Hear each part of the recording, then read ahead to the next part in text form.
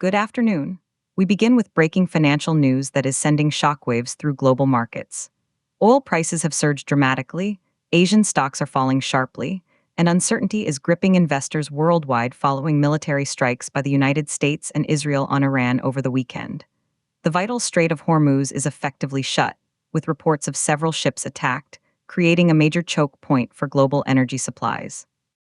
In early Asian trade today, Brent crude rocketed to just over $80 per barrel, a massive jump from its closing price of $72.87 on Friday.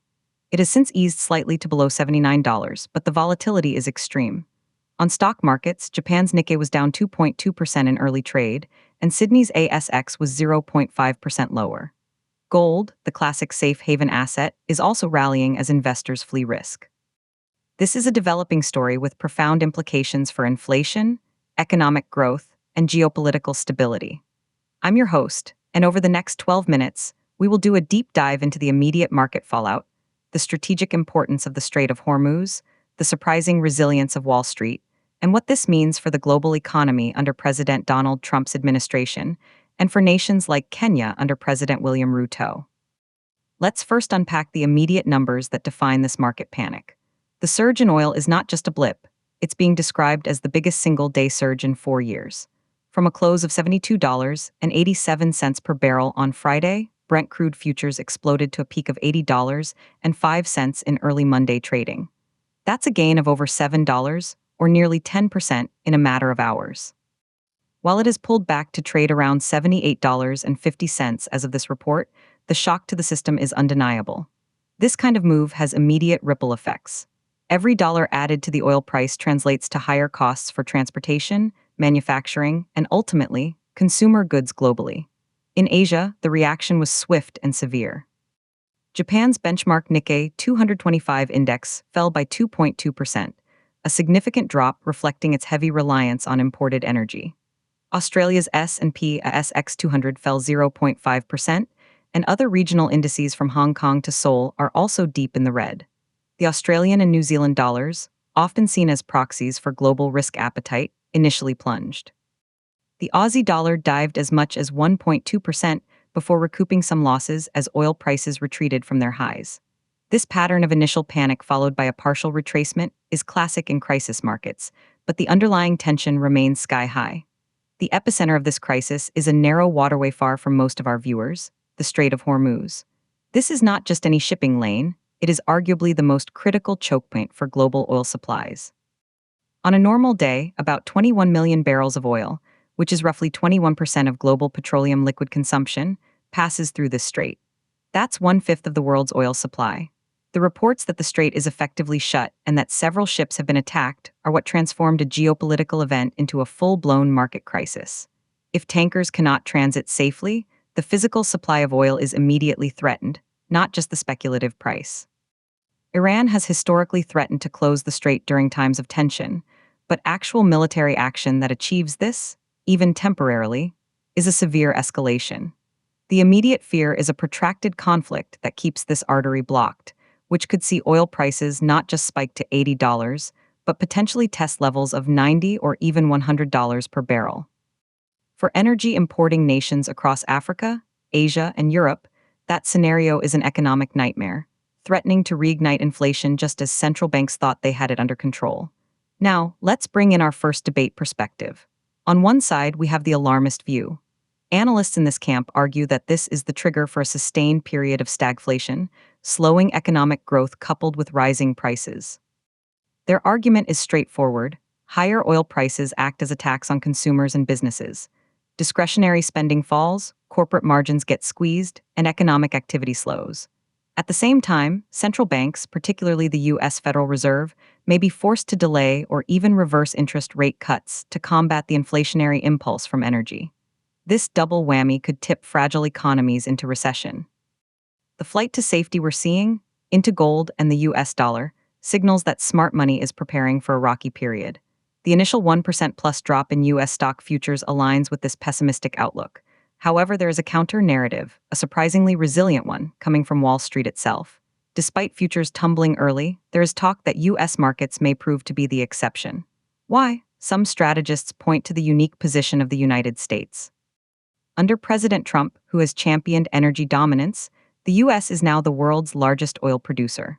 While it is still connected to global prices, a surge actually benefits its massive energy sector.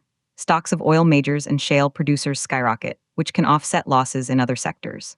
Furthermore, the US dollar's status as the world's reserve currency means it benefits from safe haven flows during global turmoil, which keeps financial conditions stable. There's also a historical pattern.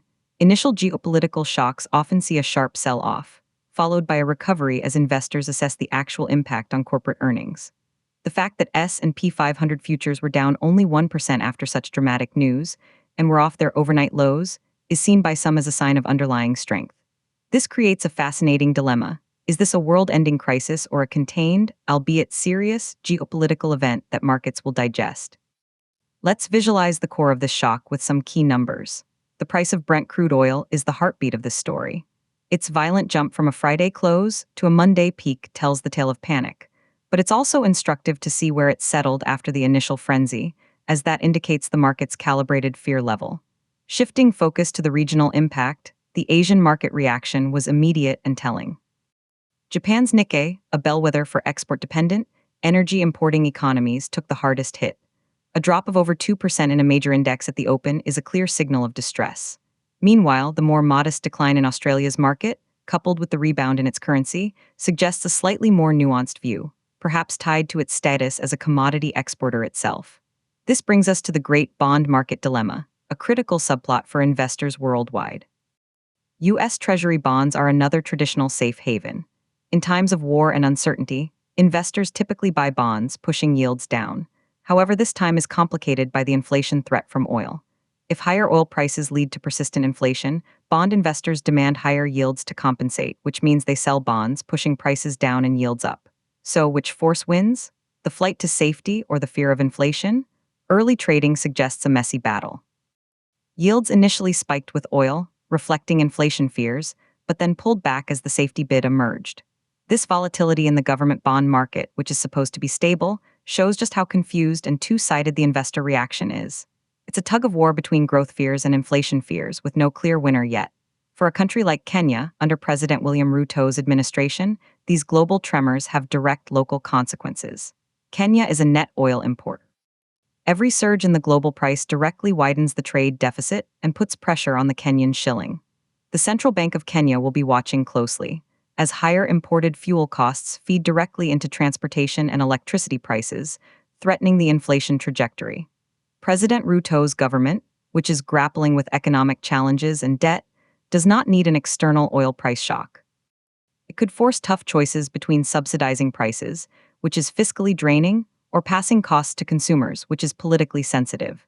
Furthermore, if global risk aversion intensifies, it could make it more expensive for Kenya to access international capital markets, complicating debt management plans. Looking at the broader African context, the picture is mixed. Major oil producers like Nigeria and Angola stand to gain from higher revenues, which could ease their fiscal pressures. However, the vast majority of African nations are importers.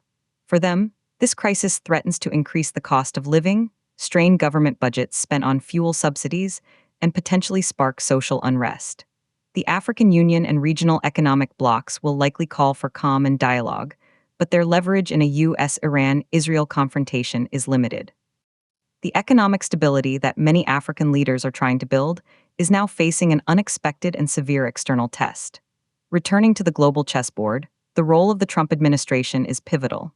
President Trump has pursued a maximum pressure campaign against Iran in the past, and a direct military strike, especially in coordination with Israel, marks a significant escalation.